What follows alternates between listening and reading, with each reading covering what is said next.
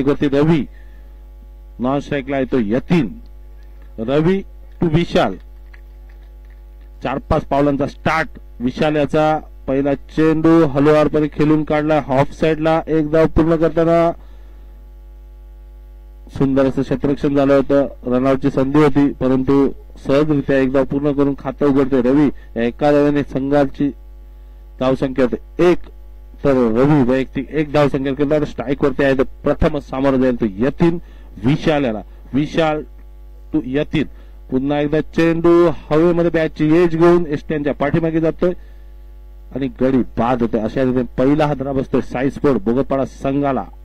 1 गडी बाद, 2 चेंडूंच्या समाप्तीनंतर धावसंख्या येते 1 गडी बाद. साई स्पोर्ट बोगतपाडा संघाची. विशाल टू यज्ञेश्वर प्रथमच सामोरं जाईल. पुन्हा एकदा ऑफ साइडला खेळण्याचा प्रयत्न, चेंडू मिस होतोय. चेंडू निर्धाव, धावसंख्या स्थिर. 3 चेंडूंच्या समाप्तीनंतर धावसंख्या 1. पॉवर प्लेचं षटक, सुंदर अशी गोलंदाजी करताना विशाल 3 चेंडू हाताळतोय, 1 धाव मोजतोय. पुन्हा एकदा प्ले अँड मिस.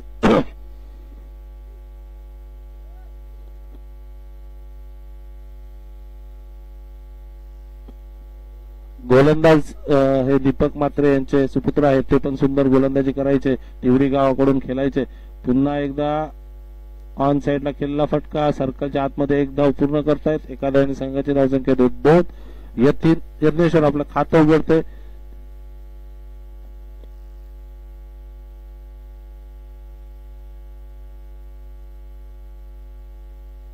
या षटकातील शेवटचा चेंडू सामोरा होता रवी आणि पुन्हा एकदा प्ले अँड मिस.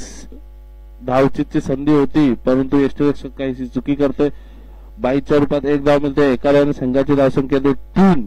संत अशी सुरुवात पॉवर प्लेच्या षटकामध्ये. सुंदर अशी गोलंदाजी विशाल मार्फत. आपल्या वडिलांसारखी गोलंदाजी करताना दीपक म्हात्रे हे देखील सुंदर अशी गोलंदाजी करायचे.